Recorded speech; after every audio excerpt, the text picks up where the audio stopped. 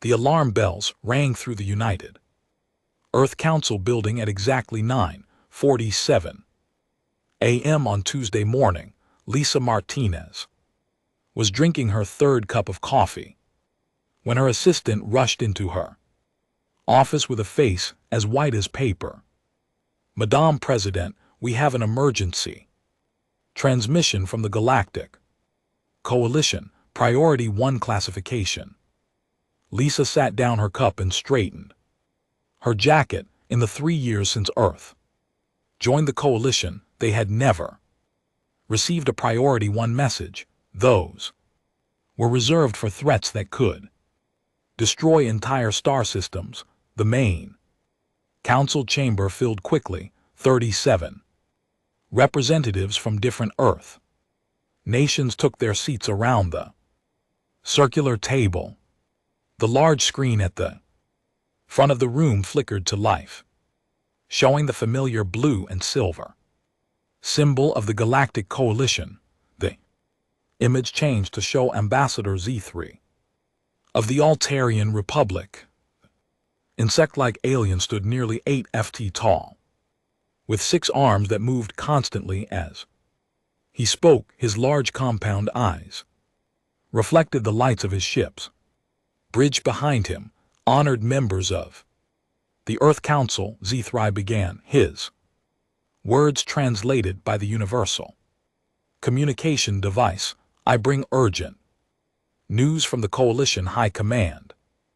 Lisa leaned forward. She had met Z3 several times during Earth's integration process. The ambassador was usually calm and controlled. Today his 6 arms trembled slightly and his mandibles clicked nervously.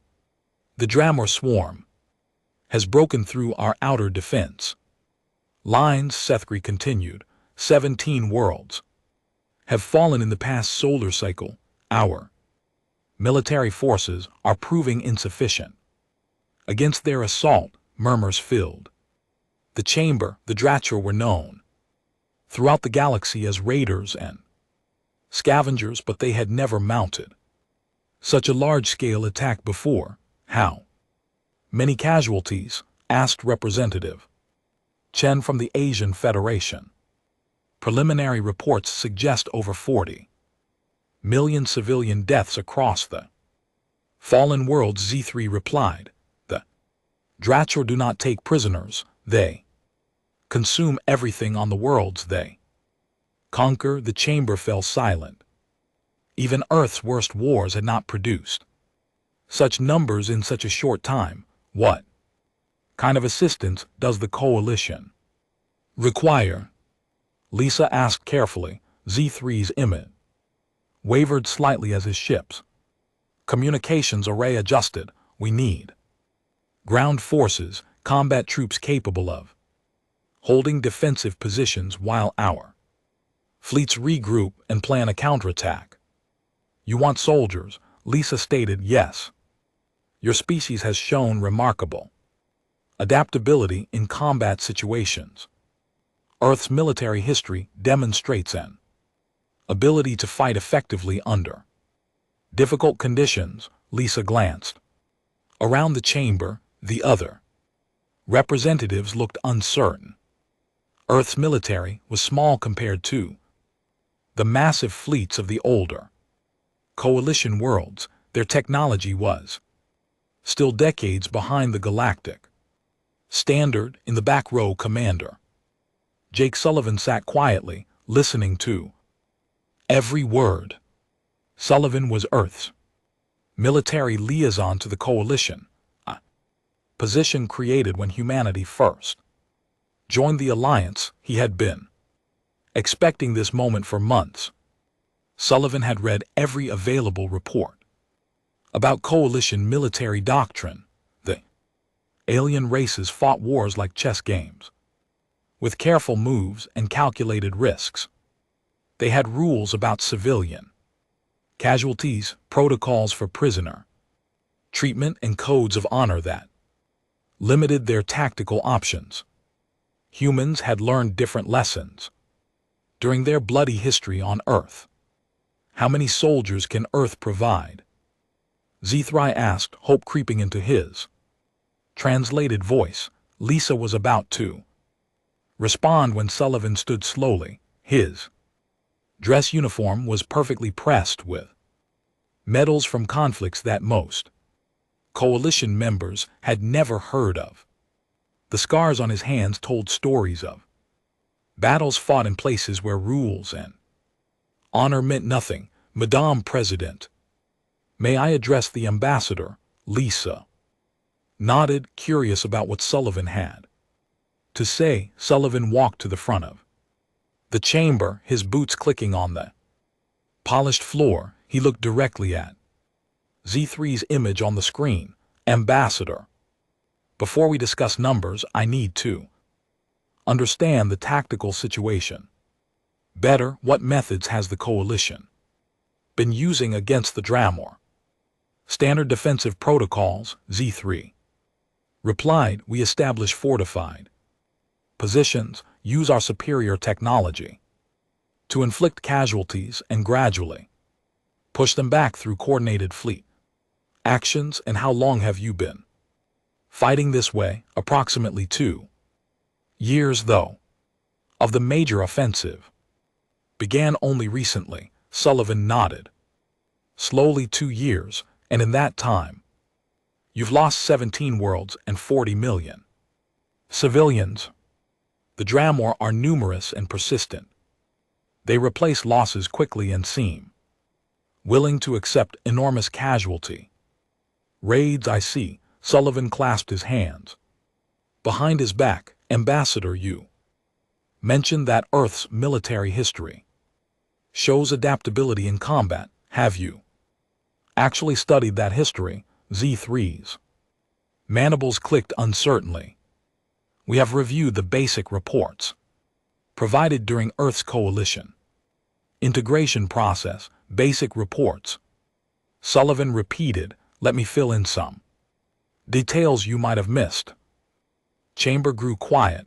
Even Lisa wasn't sure where Sullivan was going with this. In the past century alone, humans have fought 2 global wars that killed over 100 million people. We developed weapons capable of destroying entire cities in seconds. We created chemical agents that could kill every living thing across thousands of square miles.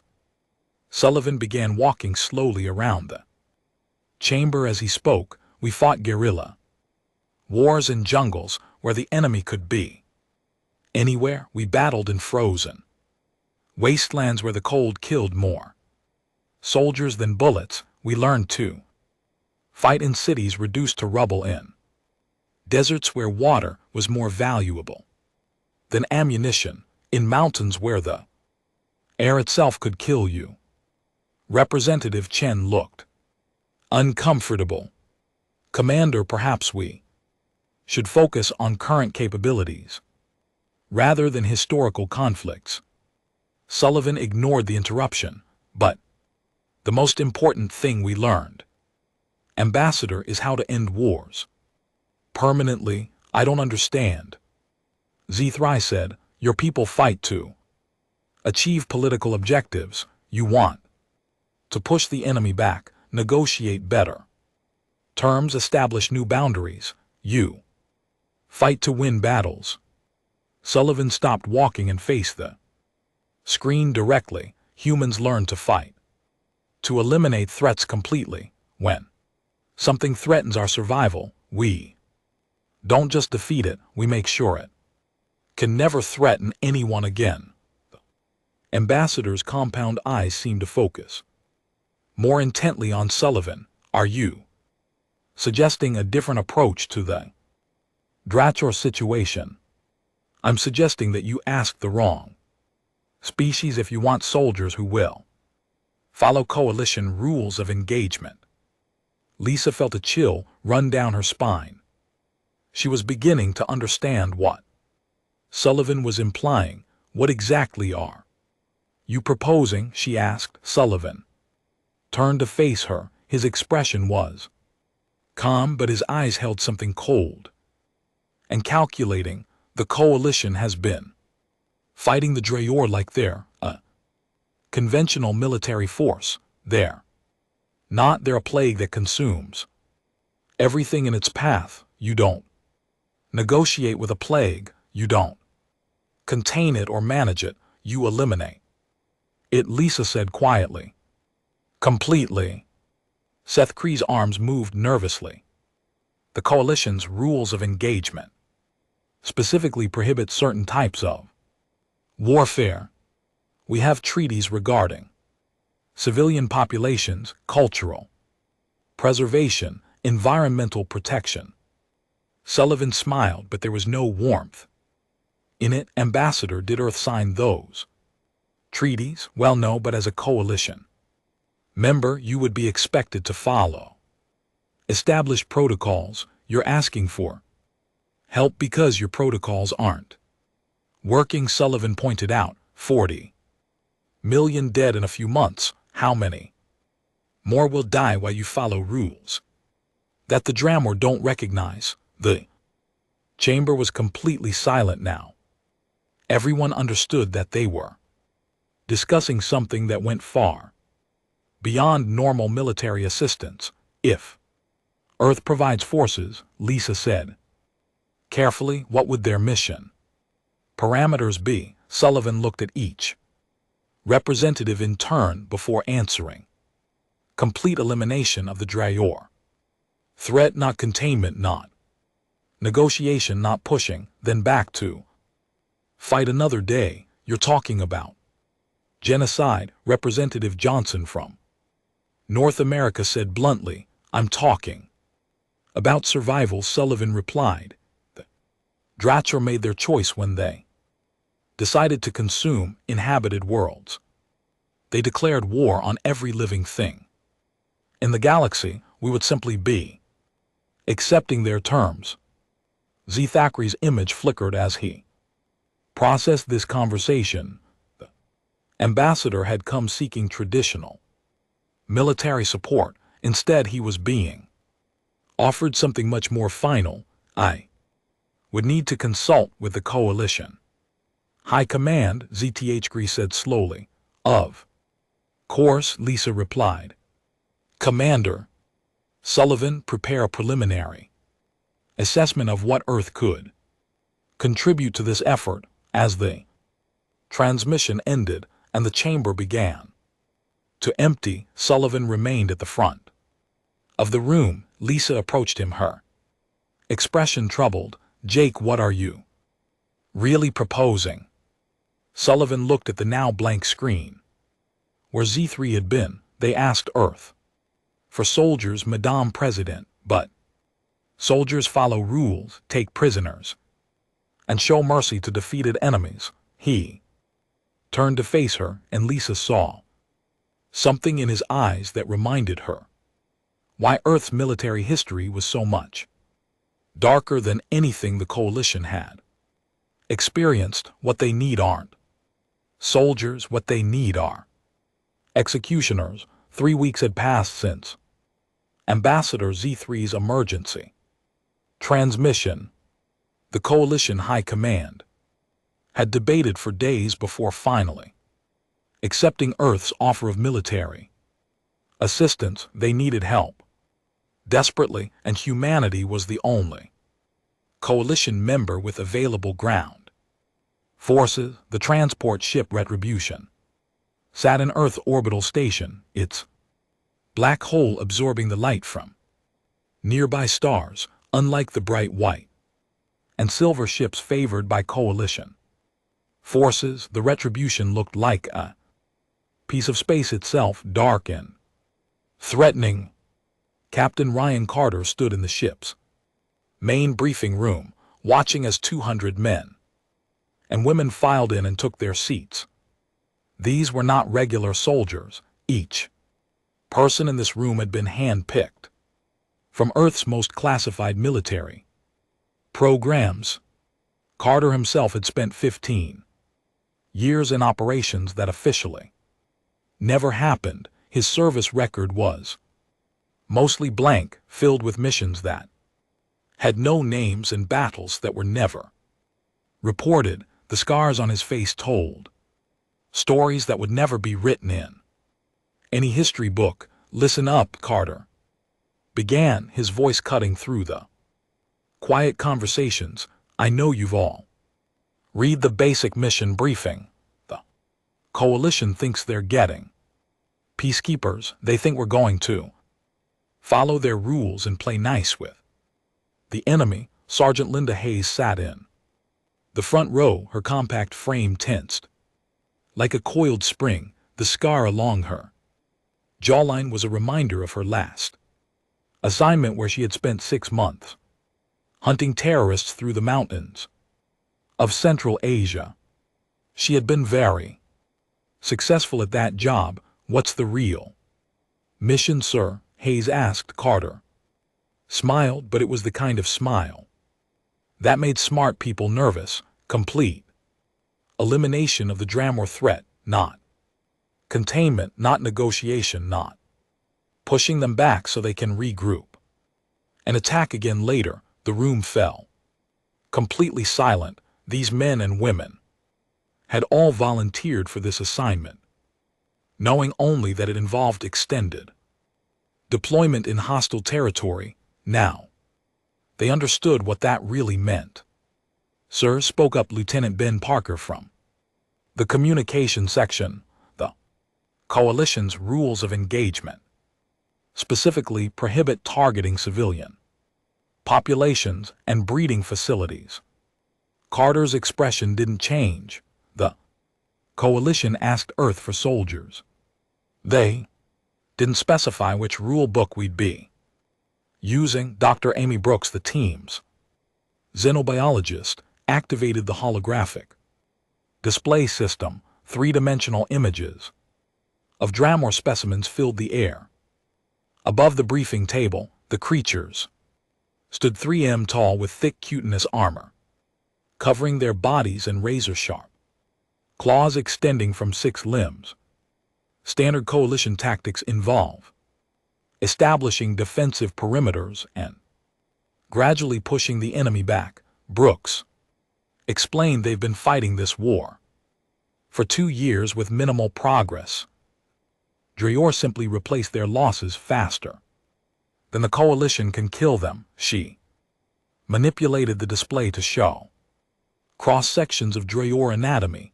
Their society is built around constant expansion. They don't negotiate, they don't retreat, and they don't surrender.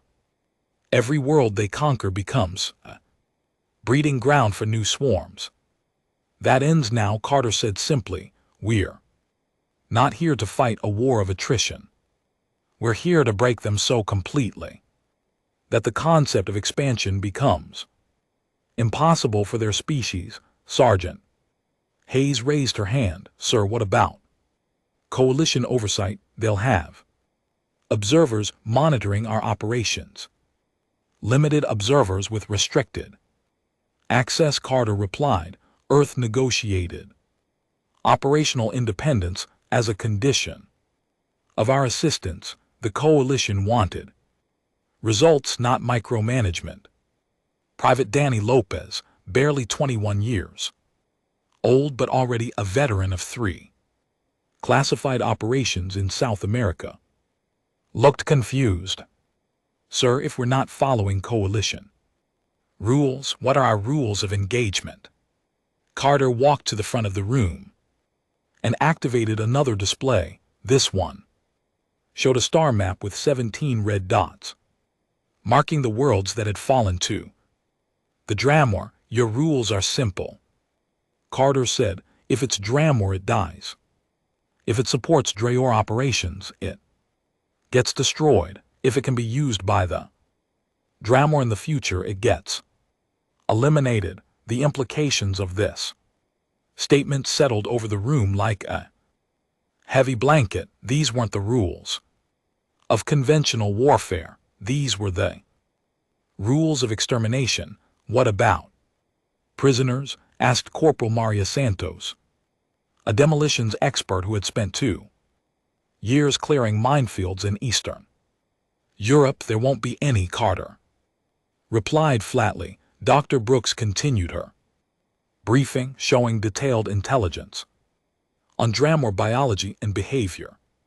They reproduce rapidly, with each adult female capable of laying up to 50 eggs per month. Their young reach combat readiness in just 6 months. Traditional warfare can't keep pace with their reproduction rate. She highlighted key anatomical features. They have no concept of mercy or surrender. Captured Dramor will attempt to kill their captors until the moment they die. They view all non-Dramor life as either food or obstacles to be removed.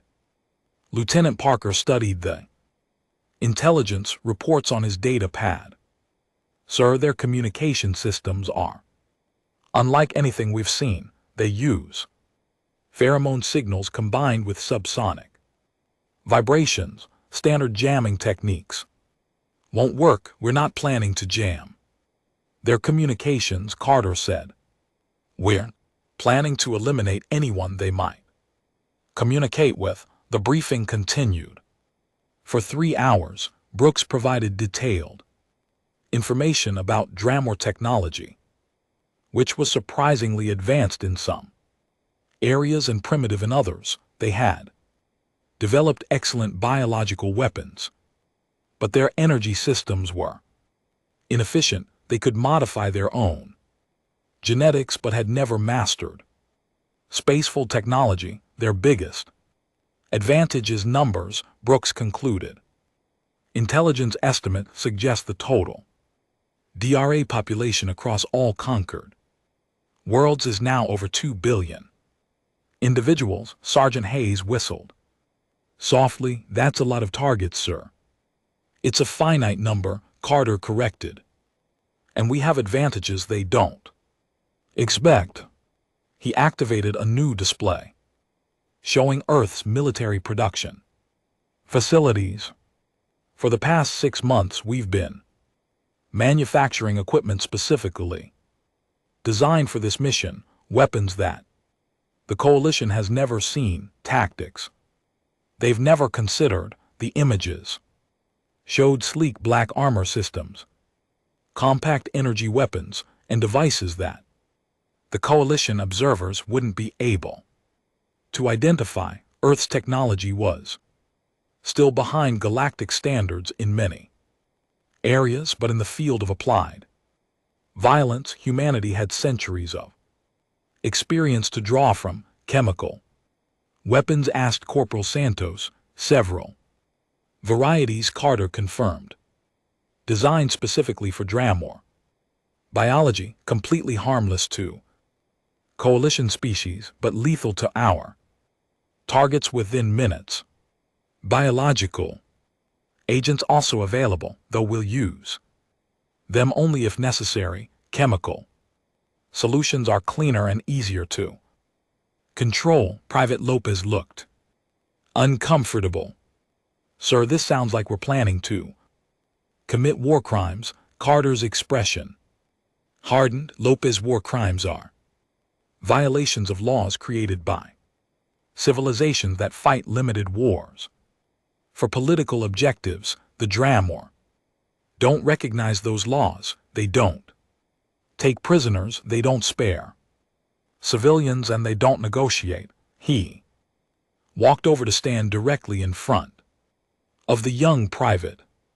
40 million Coalition civilians died in the past few months. How many more should die while we worry about following rules that only we are observing? The question hung in the air. Everyone in the room had volunteered for this mission, but now they understood what volunteering really meant. Sir, Hayes said quietly, what happens if the Coalition tries to stop us? Carter's smile returned, cold and predatory. The Coalition asked for our help because their methods weren't working. If they want to interfere with effective methods, they can explain to their voters why the war is still going on. Dr. Brooks shut down the holographic displays. Captain, there's one more thing. Our intelligence suggests that the Dramor have been studying coalition military tactics. They're adapting their strategies to counter traditional approaches. Good, Carter replied. That means they won't be prepared for non-traditional approaches. The briefing was nearly over. Carter looked around the room at the faces of the men and women who would carry out Earth's solution to the Dramor problem. I want everyone to understand exactly what we're doing. Here, he said, the coalition has been fighting a war. We're going to commit genocide. The word hung in the silence like a physical presence. The Dramor made this choice when they decided to consume inhabited worlds. They declared war on every living thing in the galaxy. We're simply going to win that more permanently. Sergeant Hayes stood up. Sir, when do we begin operations? We reach the combat zone in 6 days. Carter replied. Once we arrive, the Dramor species has approximately 72 hours left to exist. As the briefing ended and people began filing out, Dr. Brooks approached Carter. Ryan, are you sure about this? Once we start, there's no going back. Carter looked out the briefing room's small window at the stars beyond. Somewhere out there, the Dramor were consuming another world, turning billions of years of evolution into biomass for their swarms. Amy, they asked Earth for soldiers, he said quietly, but soldiers fight wars. What they need is an extinction event. The Retribution completed its final preparations and departed Earth's orbital station that evening. Its destination was a war zone that had consumed 17 worlds and killed 40 million people. The transport ship Retribution dropped out of hyperspace above the contested world of Vega Prime at exactly 800 hours. The planet below was a patchwork of green forests and brown wastelands marked with the scars of 2 years of warfare. Captain Ryan Carter stood on the ship's bridge watching the tactical displays that showed the current battle lines. Coalition forces held approximately 30% of the planet's northern continent. The rest belonged to the Dramor swarm. Status report, Carter ordered. Lieutenant Ben Parker consulted his communications array. Coalition ground command is requesting immediate deployment to reinforce Grid 7. They're under heavy assault and requesting emergency support. Negative, Carter replied calmly. Signal Coalition command that will be conducting independent operations. We don't need their tactical oversight. General Horthak, the reptilian Sarian who commanded Coalition forces on Vega Prime, appeared on the main communication screen. His scaled face showed confusion and barely controlled frustration. Captain Carter, your forces are needed at Grid 7 immediately. We have 3,000 troops in danger of being overrun. Carter looked at the tactical display showing Grid 7. Coalition forces were dug into defensive positions, trading artillery fire with Dramor assault groups. It was the same pattern that had been repeating for months across 17 worlds. General, with respect, we didn't come here to reinforce your defensive positions. We came here to end this war.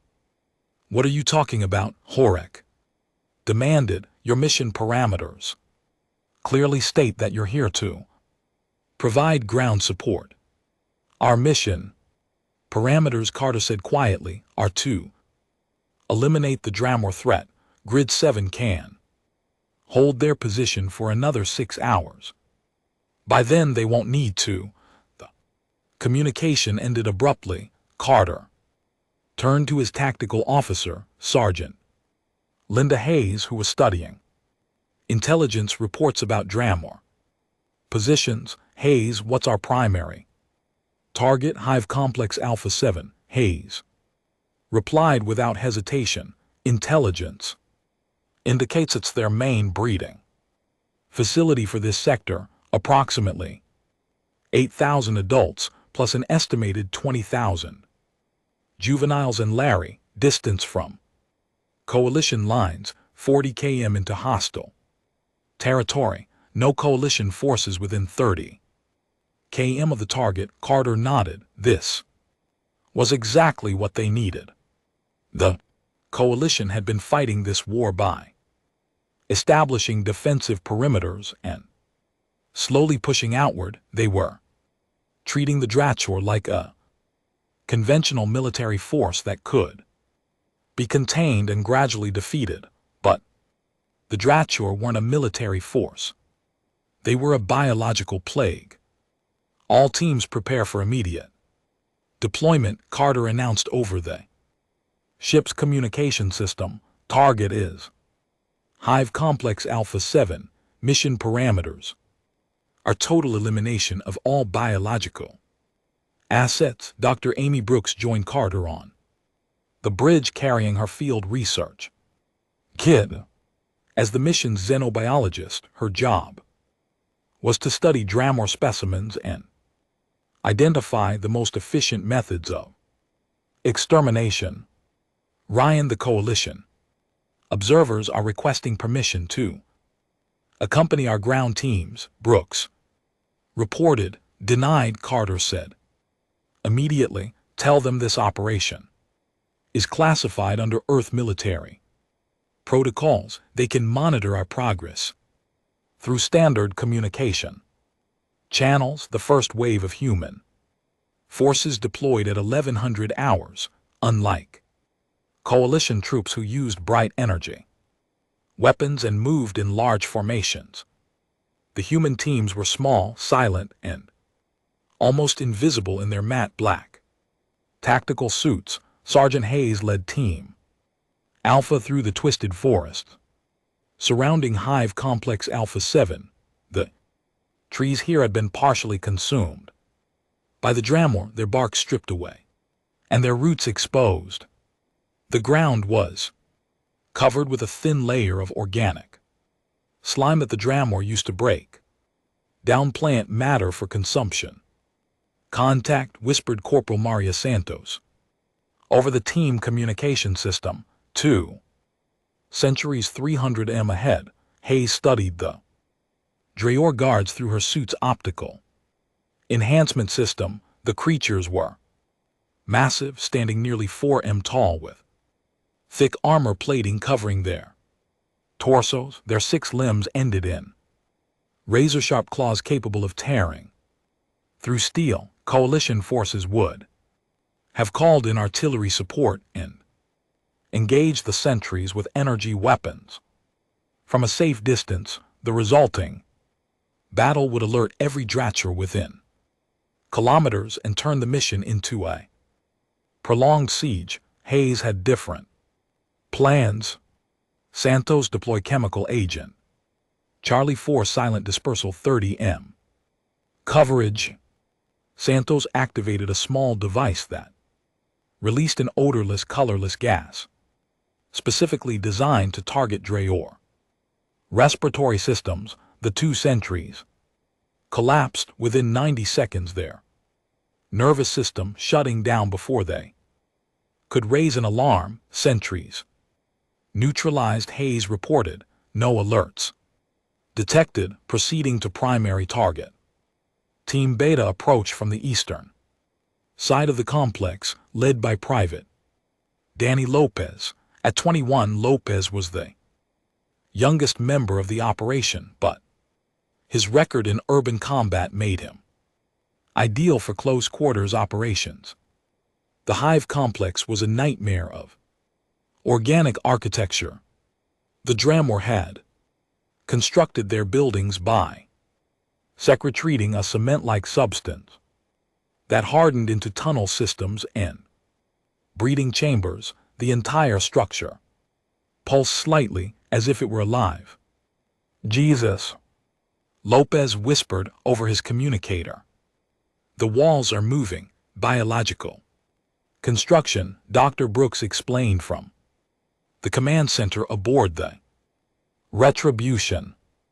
The entire complex is essentially one enormous organism. The walls contain nerve fibers that can detect vibrations and chemical changes.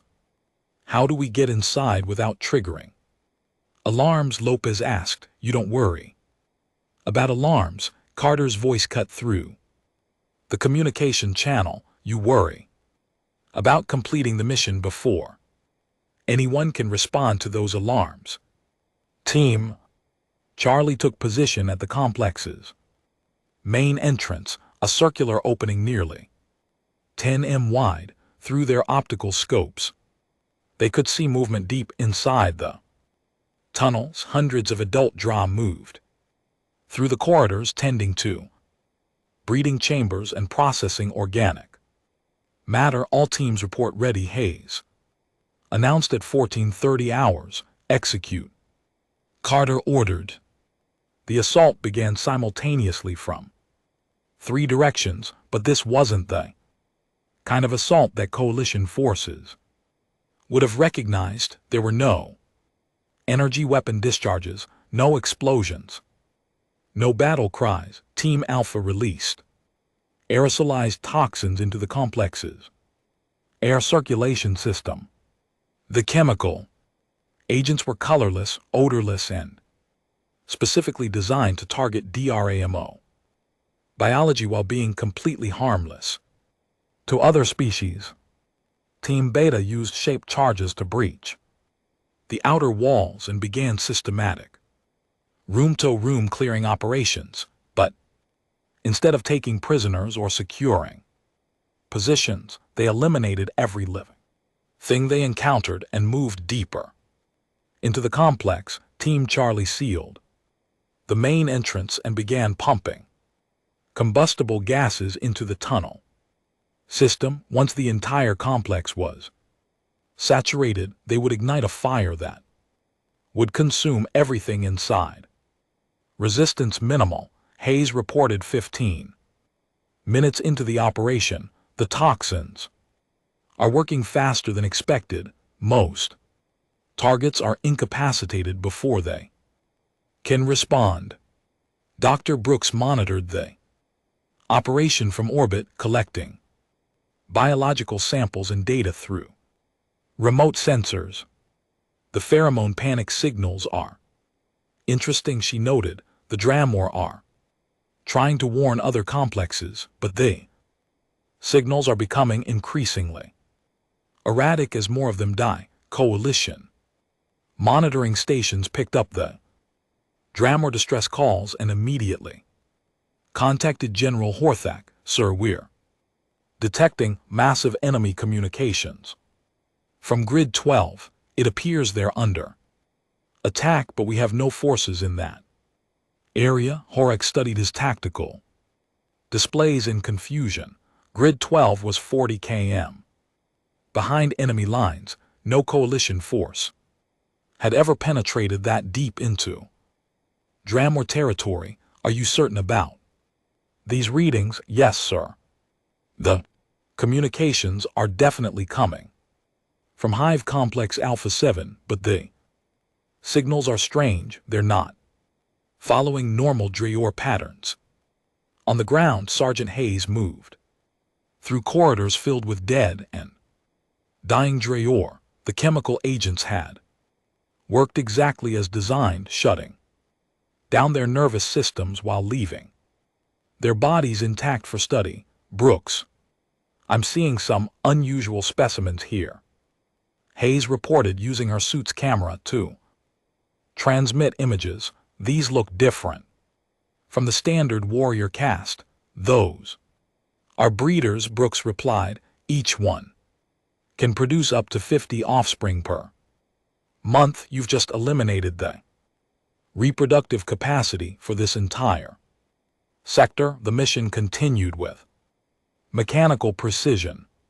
Team Alpha worked through the breeding chambers, ensuring that every egg and larvae was destroyed.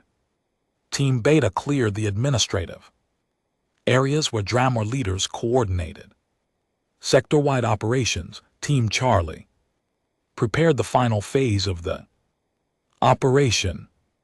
All biological assets eliminated. Hayes reported at 1620 hours, ready for final sterilization. Execute final phase, Carter ordered. Team Charlie ignited the combustible gases they had pumped into the complex. The fire that followed wasn't a normal flame. The chemical mixture burned at temperatures hot enough to reduce organic matter to its basic molecular components. The hive complex burned for 6 hours, sending a pillar of black smoke into the sky that could be seen from coalition positions 30 km away.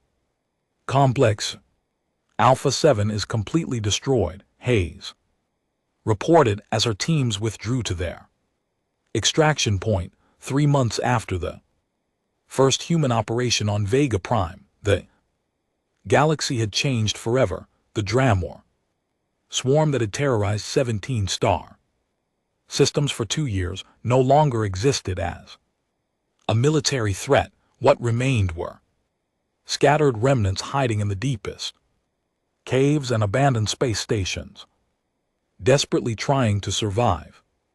Ambassador Z3 stood in the ruins of what had been the Drayor's primary breeding world, Kepler 442b. The planet's surface was completely lifeless. The atmosphere itself had been altered so that no organic matter could survive for more than a few minutes. "This is impossible," Z3 whispered, his 6 arms trembling as he examined the barren landscape through his environmental suit. Captain Ryan Carter walked beside the ambassador, his boots crunching on the crystallized remains of what had once been a thriving ecosystem. "It's very possible we made sure of that." Dr. Amy Brooks knelt beside a formation of twisted metal that had once been a Dramor hive structure. Her instruments detected no trace of biological activity anywhere on the planet. "The atmospheric processors we deployed 6 weeks ago have completely sterilized the environment," she reported. "Nothing will grow here for at least 50 years. General Horak, the Saurian military commander, had remained silent during the inspection tour. Now, he finally spoke, his translated voice filled with horror. "You destroyed an entire world." "We solved your problem, Sergeant Linda," Hayes corrected. She stood near the edge of what had been a massive Dramor breeding pit, now filled with hardened chemicals that would prevent any biological activity for decades. "The Coalition Council is meeting. Emergency session," Z3 announced, his mandibles clicking nervously. "There are calls for war crimes tribunals. Earth may face expulsion from the Alliance." Carter looked out across the dead landscape. In the distance, the skeletal remains of Dramor cities jutted from the ground like broken teeth. "Ambassador, let me ask you a question. How many Coalition civilians have died from Drayor attacks in the past 3 months? Z3 paused. "Well, none. But that's not the point." "That's exactly the point," Carter replied. "Your people fought this war for 2 years. 40 million civilians died. 17 worlds were consumed. Your military couldn't stop them." Hayes walked over to join the conversation. "We stopped them in 90 days. Permanently. You committed genocide," General Horak said bluntly. "We ended a war," Carter corrected. "The Dratur made their choice when they decided to consume inhabited worlds. They declared total war against every living thing in The galaxy, we simply accepted their terms. Dr. Brooks activated her portable display showing detailed scans of the dead planet. The Dramor biological structure was based on unlimited expansion. They couldn't coexist with other species because their entire society required constant consumption of new resources. She highlighted key data points. Every world they conquered became a breeding ground for new swarms. Every year of delay meant billions more Dramor warriors. There was no diplomatic solution because they had no concept of negotiation. But surely some kind of containment was possible. Z3 protested. Carter's expression grew cold. Containment assumes the threat accepts being contained. The Dramor were already breaking through your outer defenses when you called for help. In another year, they would have overrun the entire coalition. Lieutenant Ben Parker approached from his survey of the planet's northern hemisphere. Sir, atmospheric analysis is complete. No detectable DRAM biological signatures anywhere on the planet. The sterilization is 100% effective. General Hork stared at Parker in disbelief. You're proud of this? We're effective. Parker replied simply, that's what Earth was asked to be. The tour continued to the planet's former capital, where the largest Drayur city had once housed over 10 million individuals. Now it was a field of crystallized ash, stretching to the horizon. How many did you kill here? Z3 asked quietly. All of them, Hayes answered without emotion. Every adult, every juvenile, every egg and larvae. Nothing survived. Brooks consulted her scientific instruments. The chemical agents we used were specifically designed for Dramor biology.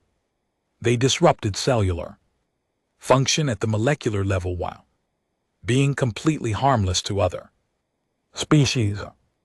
The Coalition's xenobiology experts want to study your methods, General Hork said reluctantly. No, Carter replied immediately. Why not? Because then every species in the galaxy would know how to commit efficient genocide. Earth keeps that knowledge. The implications of this statement settled over the group like a heavy blanket. The humans hadn't just solved the Dratchur problem, they had demonstrated capabilities that made every other species in the galaxy suddenly very nervous.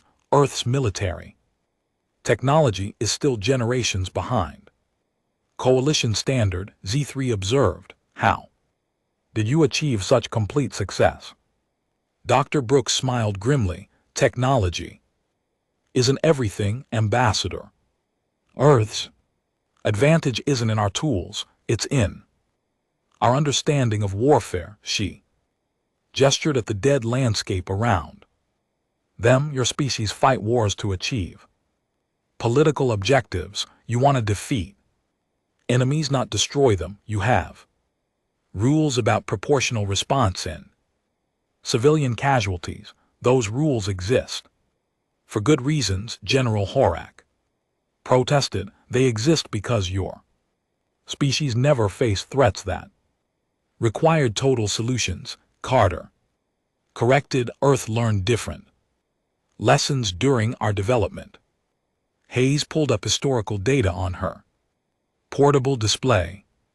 In Earth's history, we faced extinction level threats multiple times, plagues that could kill 90% of the population, ideologies that wanted to eliminate entire races, environmental disasters that could end civilization.